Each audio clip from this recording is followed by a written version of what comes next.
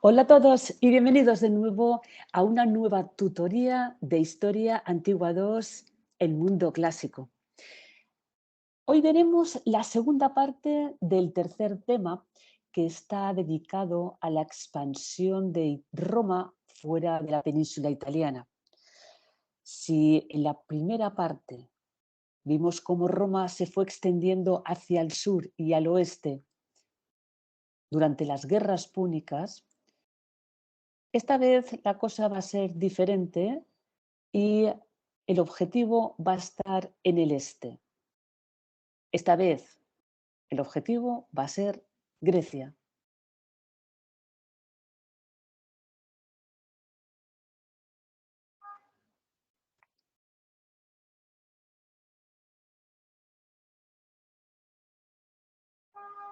¿Cómo entra Roma a formar parte de Grecia? O al revés, ¿cómo se involucra Roma en los problemas de Grecia? Bueno, pues a través de un conflicto que fueron las guerras macedónicas.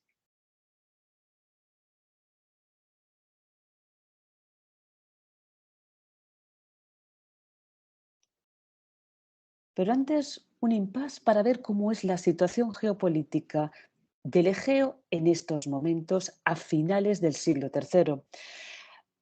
En nuestra última visita a la Hélade, cuando estuvimos estudiando el helenismo, bueno, pues ya vimos cuál era la situación tras el reparto del imperio de Alejandro entre sus generales, los diádocos.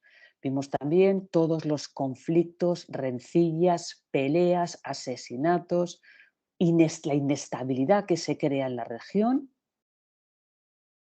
y que no hicieron más que debilitar, fragmentar todo el territorio.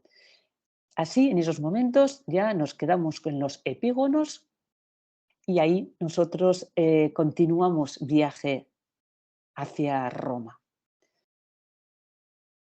En estos momentos, la región, aún muy fragmentada, tiene un reino que destaca sobre los demás y a su rey con él.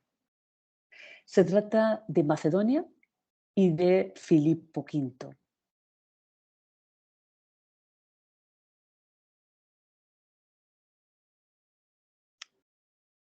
Un momento para ver cuál es la situación. A finales de este siglo III se puede ver claramente en color lila el territorio ocupado por Macedonia, que como acabamos de comentar, está apuntando maneras para convertirse en la región dominante de toda la zona.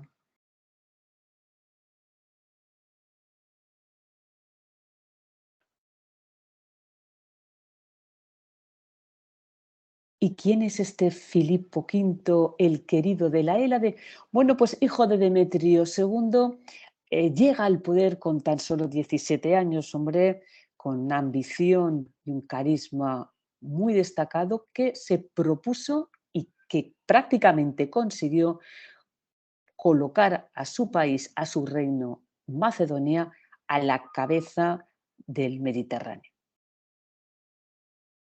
Puede parecer que sea un desconocido Filipo V, pero en realidad no lo es tanto, o por lo menos no lo son sus antepasados.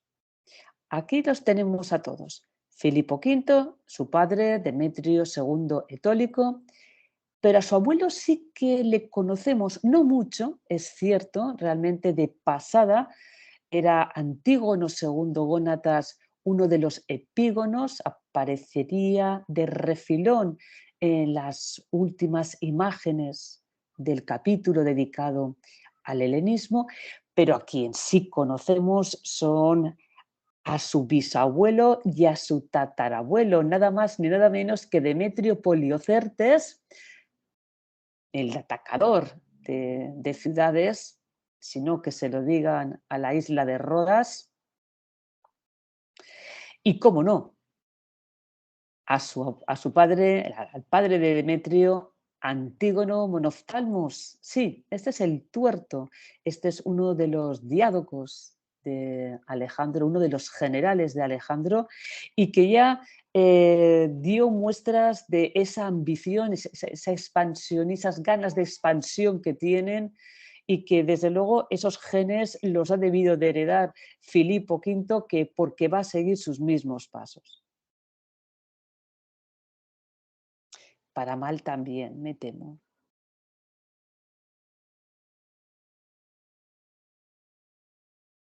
Hemos comentado al principio que Roma entra en contacto con la política griega a través de las guerras macedonias. Muy bien, pues esta es la primera.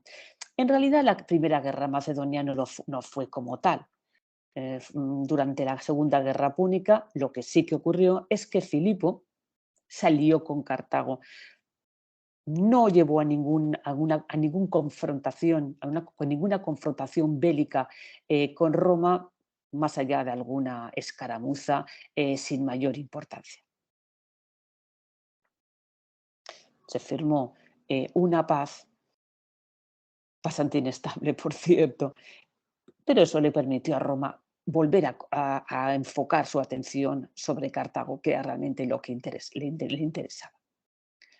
Esta primera guerra no pasó de ser esto, a una pequeña escaramuza, apoyo de Filipo a Aníbal y poca cosa más.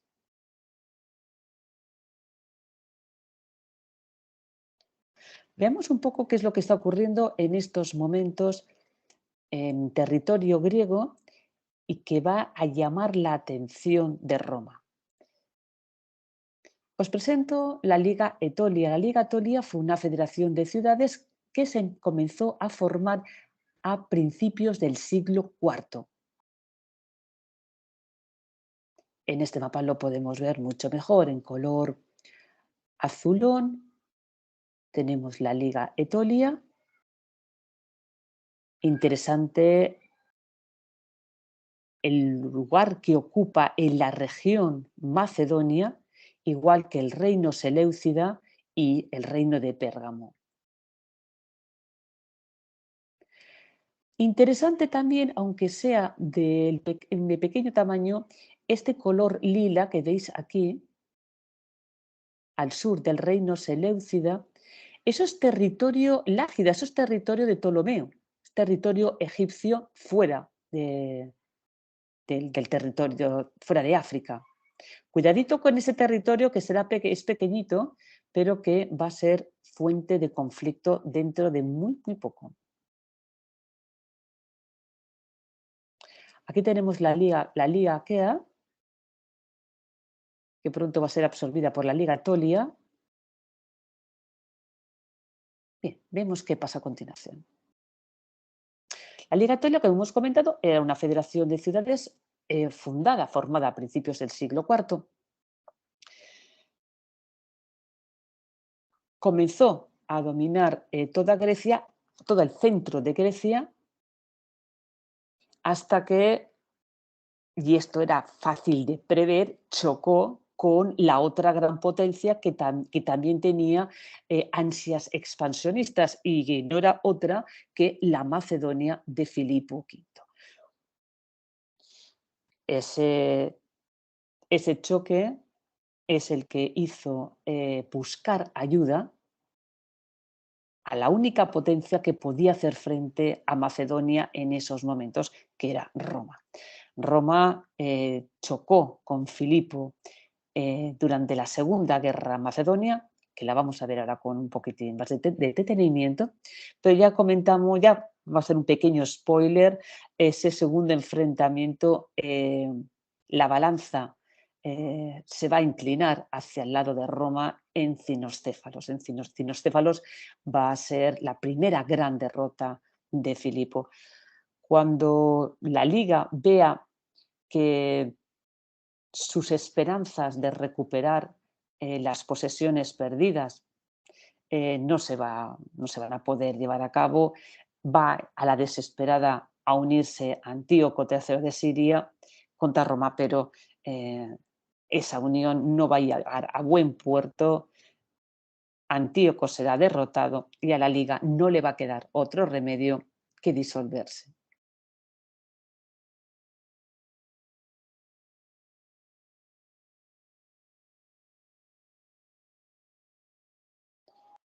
Si la Primera Guerra Macedonia no pasó de alguna escaramuza y del apoyo de Macedonia a Cartago, Aníbal, la segunda fue completamente diferente.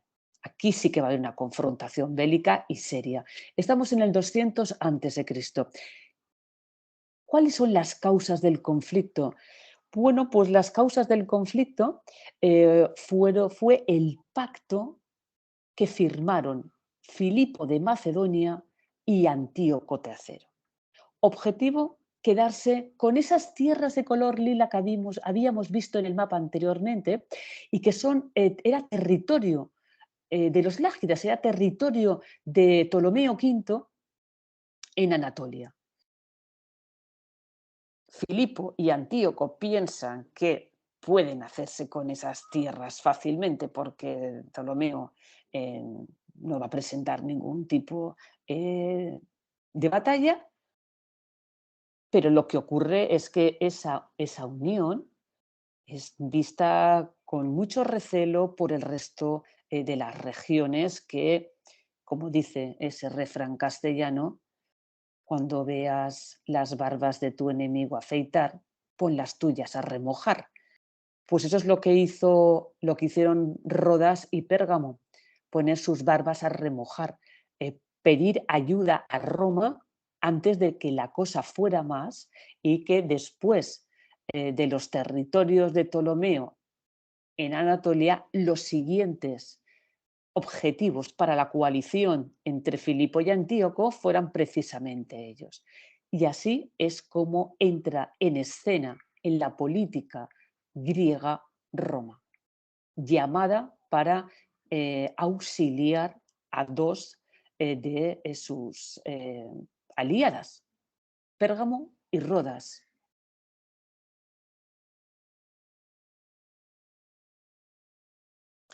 Y aquí tenemos al primer gran triunfo de Roma en Grecia y a la primera gran derrota de, de la falange hasta estos momentos. La falange macedonia había recorrido con toda clase de éxitos el mundo conocido hasta que se encontró frente a frente con una legión romana.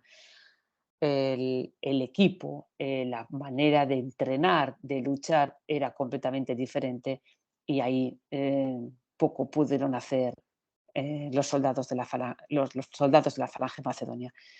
Gran triunfo para el cónsul al mando Tito Quincio Flaminino, que consiguió ese primer gran triunfo y primera gran derrota para Filipo. La factura para Filipo no fue barata, además de tener que desmantelar su flota y tener que pagar, lógicamente, la indemnización de 1000 talentos por perder la guerra, tuvo que dejar a su hijo pequeño Demetrio como rey. A partir de esos momentos, parece que la actitud de Filipo hacia Roma cambia completamente, se convierte en el aliado perfecto hasta tal punto que Demetrio vuelve a casa. Filipo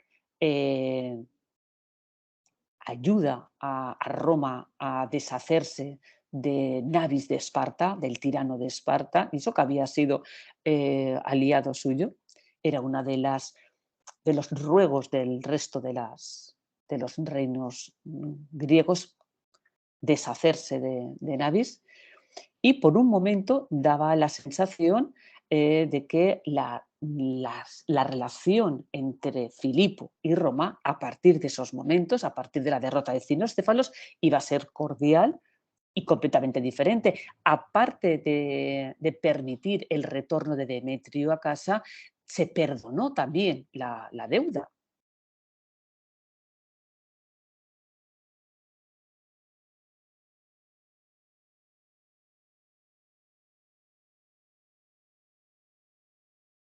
Es en este contexto cuando se produce el conocido episodio de los Juegos Ístmicos, en el que Tito Quincio Flaminino, el vencedor de Cinócefalos, proclama con toda la pompa la libertad de todos los estados griegos.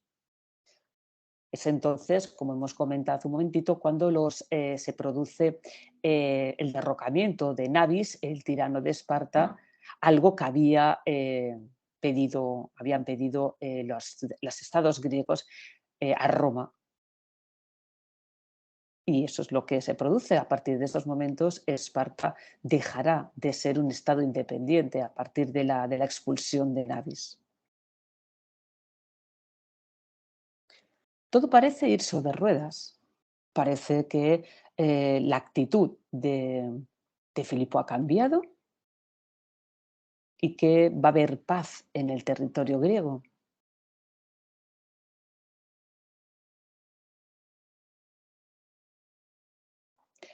Así es como Plutarco nos cuenta esa escena de los Juegos Ístmicos. Cuando se celebraban los Juegos Ístmicos, una muchedumbre de personas estaba sentada en el estadio para contemplar la competición gimnástica, puesto que, apaciguada Grecia de guerras después de años con esperanzas de libertad, estaba reunida en una paz segura. La trompeta dio la señal de silencio a todos y, poniéndose en medio un heraldo, proclamó que el senador romano y Tito Quincio, general y cónsul, tras haber derrotado al rey Filipo y a los macedonios, dejaban libres, sin guarniciones y exentos de tributos y en uso de sus leyes tradicionales, a los corintios, focenses, locrios, eubeos, aqueos, tiotas, magnetes, tesalios y perreos. Un griterío de increíble volumen por la alegría se extendió hasta el mar. El teatro se puso en pie. No se hacía caso alguno de los atletas que competían y todos apresuraban a abrazar, estrechar la mano y saludar al Salvador y defensor de Grecia.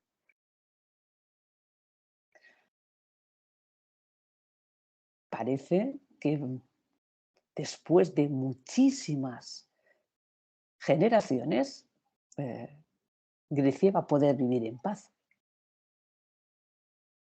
¿O no?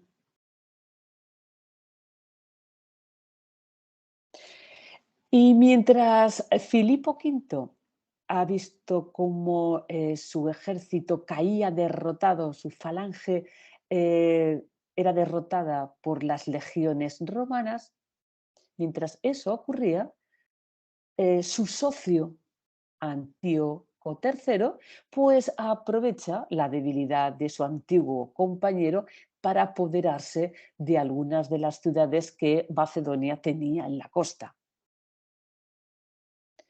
Antíoco se niega a cualquier clase de trato con Roma, entre otras cosas porque cuenta con la ayuda de Aníbal, aunque Aníbal eh, no está con mucho potencial precisamente, en muchas condiciones de negociar nada, pero Antíoco dice que no a Roma y entonces van a ser los dos hermanos Escipión, Lucio Cornelio Escipión asiático y africano mayor, los que venzan a Antíoco en Magnesia. A Antíoco no le quedó otra que firmar la paz y claro, sin su protector, a Aníbal tampoco le quedó otra que huir a Bitinia.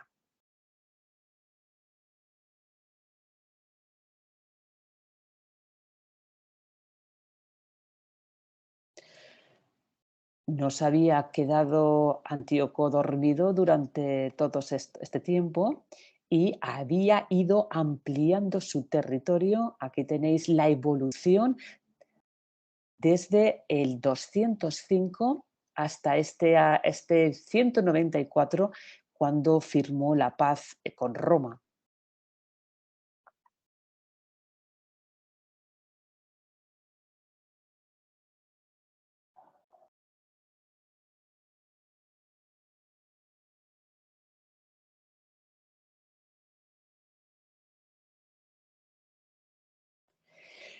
Pero si alguien había pensado que Filipo se había reformado, entrado en razón, se había dado cuenta que con Roma no tenía nada que hacer, que lo más sensato y prudente sería seguir el pacto que se había llegado con Roma de paz, pues se equivocaba totalmente.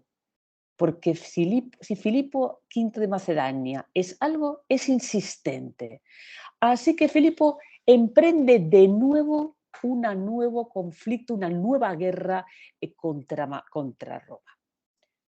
Lo que no sabe es que a punto de comenzar la contienda, Demetrio, su hijo Demetrio el pequeño, aquel que había sido enviado como rehén, consigue un pacto con los romanos.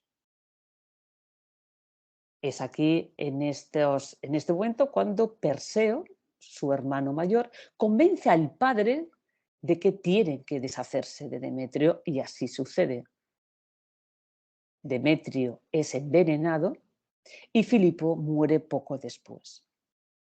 Así las cosas, va a ser Perseo el que sea nombrado rey de Macedonia. Va a seguir la estela de su padre y comienza así de nuevo y por tercera vez las hostilidades entre Macedonia y Roma.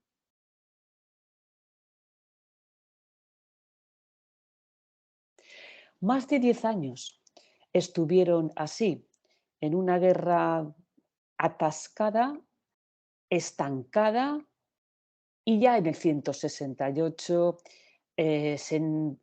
pide, digamos, se ordena al cónsul Lucio Emilio Paulo que junto con Publio Cornelio Escipión Násica solucionen definitivamente el tema de Macedonia.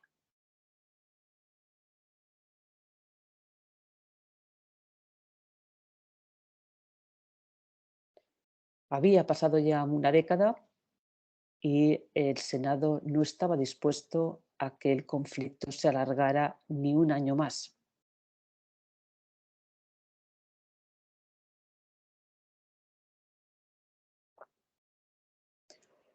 Aquí tenemos localizado en el mapa el escenario de la que será ya el final, el del reino de Macedonia, Pidna, un poquitín más hacia el sur. Tenemos Cinostéfalos, donde se había producido la derrota macedonia en la Segunda Guerra Macedonia.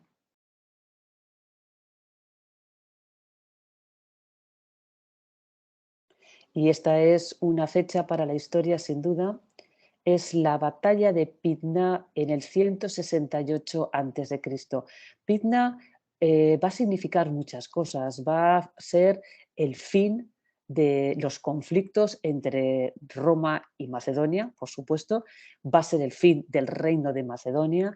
Va a ser el comienzo de la conquista de Grecia por Roma. Y por otro lado, va a ser también la conquista de Roma por la cultura griega. Es cierto que tras la guerra de Tarento, tras las guerras pírricas, fue cuando comenzó el contacto de Roma con las ciudades de la Magna Grecia, pero en Italia. Ahora la cosa va a ser diferente. Ahora sí que va a ser el contacto total, la absorción total, la introducción de la cultura griega en territorio romano. ¿Cómo comenzó esta batalla de Pydna que pondría punto y final a la Tercera Guerra Macedonia y a este largo conflicto? Pues de la manera más rocambolesca, porque tras un eclipse, evidentemente se tradujo, se interpretó como un mal augurio. Bueno, lo que ocurrió es que una mula por error, por accidente, cruzó el río y eso provocó la primera escaramuza porque las tropas cruzaron también y así de una manera un tanto eh, rocambolesca, como os decía, comenzó la guerra, esta batalla que daría ya punto final a todo el conflicto. Una vez más, se vio que el equipo que portaban los macedonios, unas armaduras hechas con lino, no podían soportar un cuerpo a cuerpo con la muy bien pertrechada legión, muy armada, muy bien entrenada. Los romanos llevaban no solamente cota de malla, llevaban escudo, llevaban un gladius, realmente mucho mejor equipados que, que los, que los macedonios, y en un cuerpo a cuerpo la suerte estaba del lado romano. A partir de estos momentos, Roma era la dueña y señora del Mediterráneo. Y para terminar, y a modo de resumen, aquí tenemos a los principales protagonistas de la conquista de Grecia por Roma. El insistente Filipo V, su aliado a ratos Antíoco III, el general romano Flaminino y sus juegos ístmicos y su victoria en Cinocéfalos, el cónsul Emilio Paulo y Publio Cornelio Escipión Nasica. Este Publio Cornelio Escipión Nasica es, ya como nota complementaria, es primo de Escipión Africano Mayor, que fueron los firmantes de la victoria romana en Pidna, y al hijo de Filipo, Perseo, último rey de Macedonia. A partir de esos momentos comenzaría pues, esa conquista de doble dirección entre Roma y Grecia, que convertiría a Grecia políticamente en parte del territorio romano.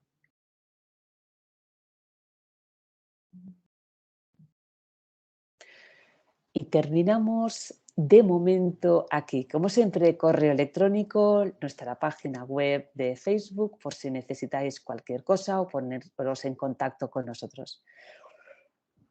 Lo dejamos aquí, pero dentro de poco continuamos viendo el desarrollo de la República Romana. Como siempre, hasta entonces, sed buenos.